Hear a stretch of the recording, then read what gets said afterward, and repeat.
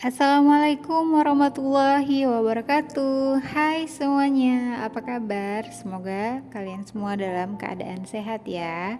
Nah, terima kasih sudah klik video ini dan mampir di channel aku. Semoga video-video aku bisa memberikan manfaat dan juga menghibur untuk kalian. Amin. Nah, di video kali ini aku bakal nge-share gimana caraku mengatur keuangan rumah tangga. Tapi sebelumnya mohon maaf jika ada yang merasa kurang berkenan dengan aku menampilkan jumlah gaji ya. Ini bukan bermaksud untuk ria menampilkan banyak atau sedikit. Banyak atau sedikit tergantung kita tinggal di wilayah mana dan juga tanggungan dan kebutuhannya seberapa, dan juga bagaimana kita mensyukurinya. Sebenarnya banyak ya yang penghasilannya lebih banyak dari kami, tapi mereka kehidupannya jauh lebih boros atau bahkan hutang di mana-mana dan tidak bisa menabung. Tapi bukan berarti tidak ada juga orang yang punya penghasilan lebih bisa menabung, atau bahkan ada yang penghasilan lebih sedikit dari kami bisa menabung, atau bahkan ada yang penghasilan sama seperti kami tidak bisa menabung. Jadi ini sebenarnya lebih ke pribadi masing-masing ya, tidak ada maksud menyinggung ataupun ria. Nah, dimulai aja ya video kali ini. Jadi pendapatan kami itu totalnya 6.400.000. Kadang bisa kurang karena kadang ada potongan uang terlambat masuk atau tidak masuk absen gara-gara hujan atau sakit dan keperluan lainnya. Nah, di sini pengeluaran itu dimulai dari bayar listrik, kemudian air, wifi, dan ngasih mertua. Ya, ngasih mertua itu 700.000 karena aku nitipin 2 anak aku saat aku ngajar, aku kerja. Jadi aku ngasih lumayan banyak untuk mertua, ya kan. Nah, kemudian wifi itu 100.000 karena aku bagi-bagi sama abang aku, ibu aku, dan juga aku. Jadi dibagi 3. Sebenarnya biaya wifi itu 300.000. Nah, kemudian belanja mingguan itu ada 800.000, seminggunya 200, kemudian belanja bulanan 400.000, beras itu 10 kilo 150, ada pulsa suami, pulsa istri, dan bensin juga masing-masing kami karena menggunakan motor. Jadi biaya bensin sebulan itu untuk kami dua aja udah 400.000 sendiri. Nah, kemudian ini ada susu formula untuk anak aku yang pertama. Anakku yang kedua itu masih ASI. Jadi yang pertama tetap dikasih susu. Ya kan? Kemudian ada jajan anak itu aku budgeting 150.000 aja sebulan. Ya, kalau pas bisa pas atau kadang bisa lebih juga, ya tergantung ya. Nah, kemudian ada galon air 50.000. Kemudian aku nyetrika baju, disetrikain orang 350.000 karena aku kalau nyetrika itu nggak sanggup aja gitu untuk sekarang ini. Biasanya sih aku nyetrika sendiri juga sih, cuma karena baru kerja ini aku minta tolong bantuan orang lain. Nah, jadi total pengeluaran pokok kami itu 5.150.000 dengan aku alokasi dana darurat 300.000 kalau misalnya anak sakit atau ban bocor dan lainnya.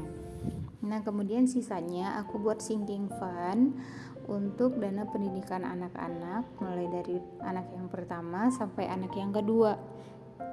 Jadi anak yang pertama itu dia mau masuk TK itu 2 tahun lagi, jadi 210.000 itu per bulan harus kami tabung untuk biaya masuk TK-nya 2 tahun lagi.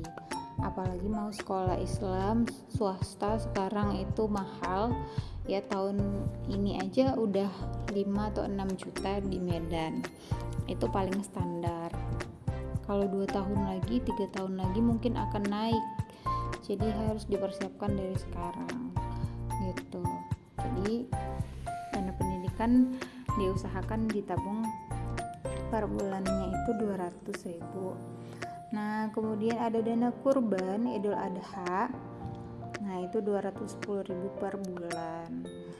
Insya Allah kalau misalnya kalau cukup insya Allah bisa kurban tiap tahun. Kemudian ada dana Idul Fitri 2.400.000 untuk beli baju baru atau ngasih THR keponakan-keponakan.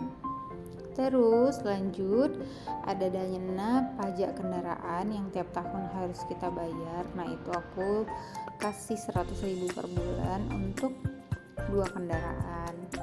Kemudian ada dana bangun rumah, jadi mimpinya pengen bangun rumah sendiri gitu, karena rumah sekarang itu masih rumah dari orang tua, kami numpang rumah kontrakan dari orang tua, jadi pengen punya rumah idaman ya, semoga aja bisa insya Allah ya. Nah jadi total sinking fundnya itu ada 1.250.000 saving kami. Nah disinilah semuanya list pengeluaran kami selama sebulan.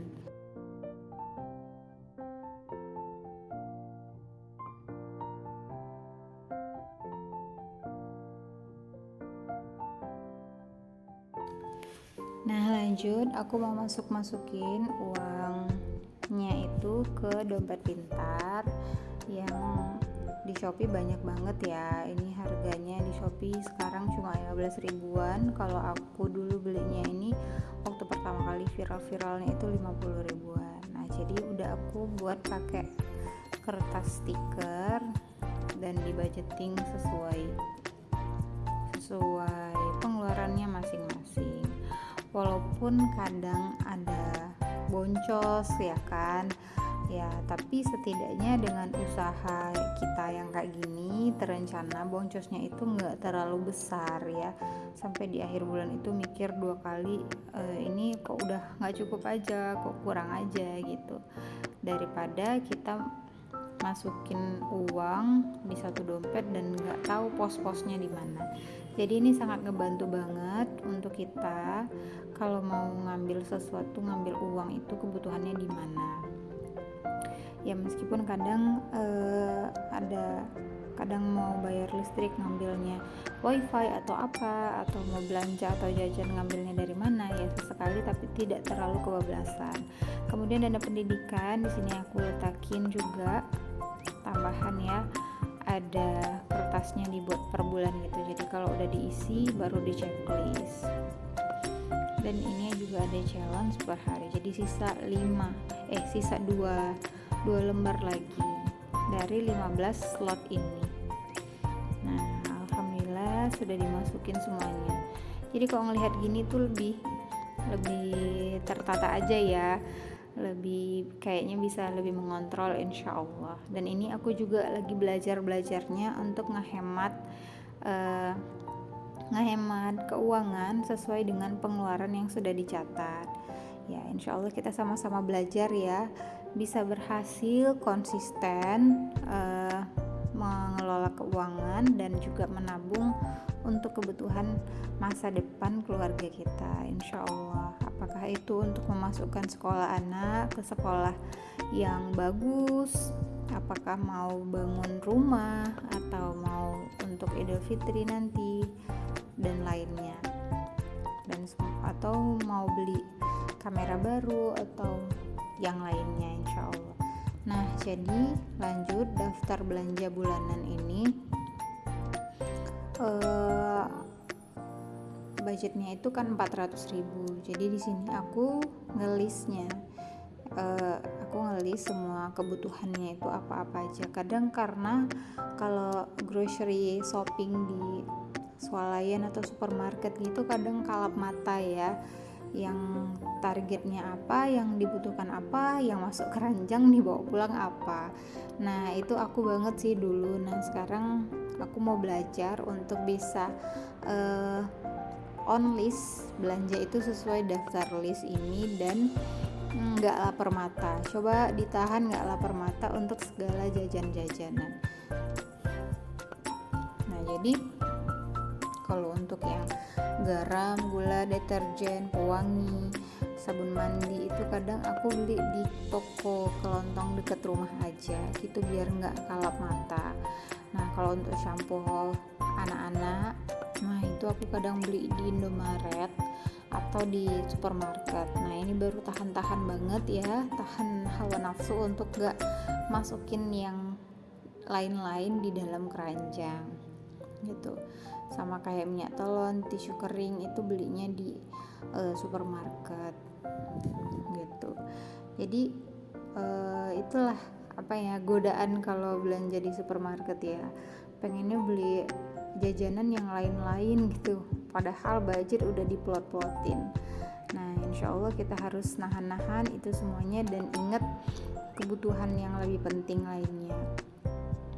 Nah belajar untuk konsisten itulah yang susah ya. Insya Allah kita di sini sama-sama belajar untuk mengatur keuangan kita masing-masing. Nah aku juga ada beli citric acid. Asam sitrat ini gunanya untuk membersihin kamar mandi dan bak kamar mandi yang udah hitam-hitam kena lumut gitu.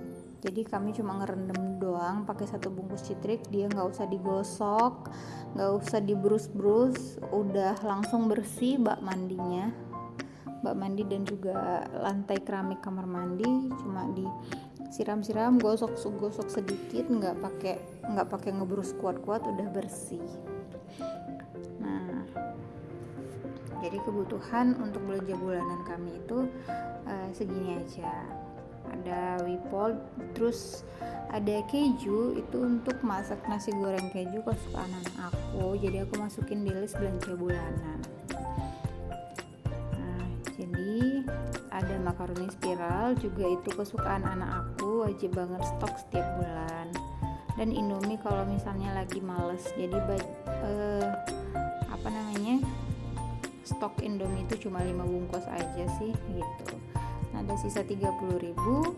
Sekian untuk video kali ini, terima kasih.